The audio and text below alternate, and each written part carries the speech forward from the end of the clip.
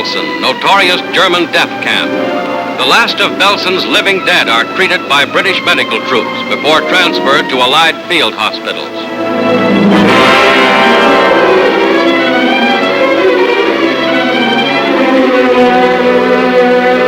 Insecticide is applied to liberated prisoners.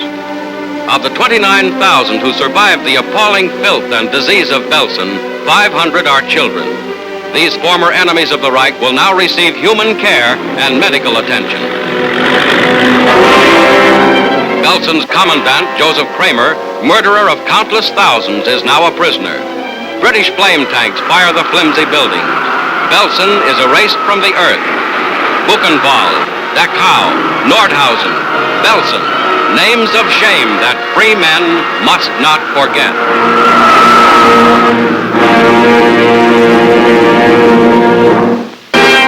President Harry S. Truman delivers a warning of the blows that are yet to fall upon Japan. The Japanese now know that their dreams of conquest are shattered. They no longer boast of dictating peace terms in Washington. This does not mean, however, that the Japanese have given up hope.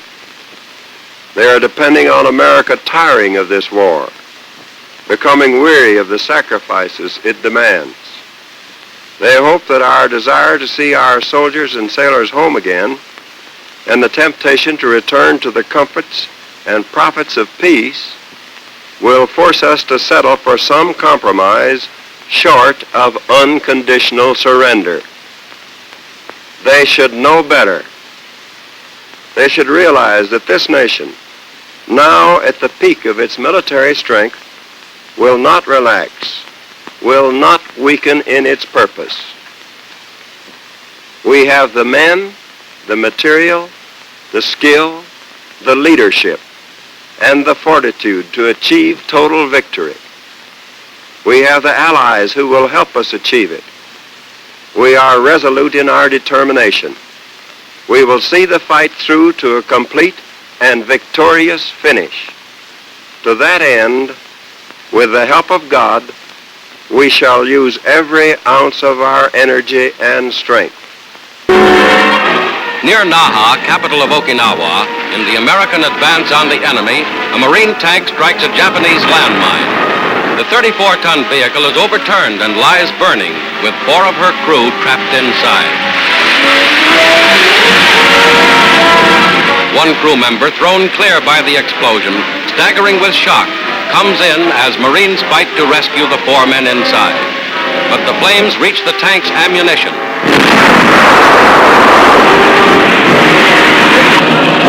And all hope of rescue is gone. In the same sector, flame-throwing tanks assault enemy caves holding Japanese soldiers and munitions.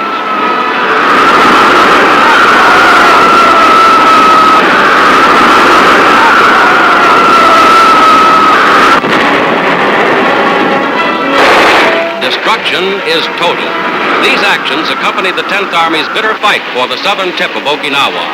One after another, Japanese positions are burned out.